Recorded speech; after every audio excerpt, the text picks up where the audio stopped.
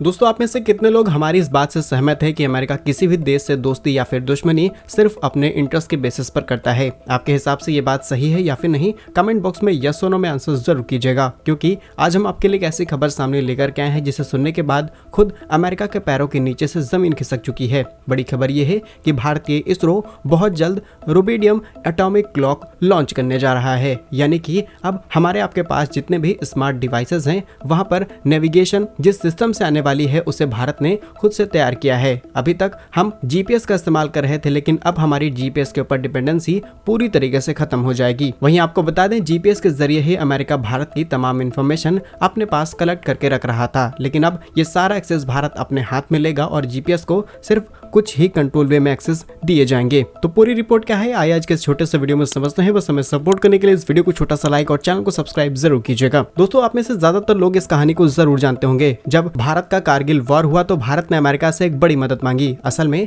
भारत ने अमेरिका के जीपीएस यानी कि ग्लोबल पोजीशनिंग सिस्टम की मदद मांगी, ताकि हम सीमा पर तैनात सभी सैनिकों की सटीक लोकेशंस का एक्सेस ले सकें और उसी डेटा की मदद से अपनी तरफ से एक्शंस ले सकें। लेकिन ऐन वक्त पर अमेरिका ने भारत को साफ मना कर दिया कि हम आपको जीपीएस का एक्सेस नहीं देने वाले हैं। और उसी के बाद से भारतीय वैज्ञानिकों ने कसम खा ली कि हम भारत के खुद के नेविगेशन सिस्टम को बना करके रहेंगे। और तब से ही भारत के अंदर नेविक को बनाने की शुरुआत कर दी जाती है, जिसे रिसेंटली ही लॉन्च किया गया है। और अब इसकी इंपॉर्टेंस इतनी ज्यादा बढ़ चुकी है कि खुद अमेरिकन कंपनी एप्पल भारत के अंदर जितने भी स्मार्टफोन्स लॉन्च कर रही है या आने वाले फ्यूचर में जितने स्मार्टफोन्स लॉन्च करेगी, सभी के अंदर नेविक का सपोर्ट दिया जाएगा। जहां पर इसरो की तरफ से लॉन्च होने वाले एटॉमिक क्लॉक की मदद से नेविगेशनल सैटेलाइट्स को हेल्प मिलेगी और उन्हीं नेविगेशनल सैटेलाइट्स की हेल्प से हमारे स्मार्टफोन्स में दिखने वाला टाइम, डेट, ये सारी चीजें अपडेट होती रहेंगी और यहाँ पर जीपीएस बिल्कुल भी इंटरफेयर नहीं करने वाला है। दूसरी चीज, ये भारत के अंदर जितने भी स्मार्ट डिवाइसेस हैं सभी के अंदर आपको जो नेविगेशन सिस्टम है वो भारत के ही इस इंडिजिनस डेवलप किए गए नेविक सिस्टम से देखने को मिलेगी। यहाँ पर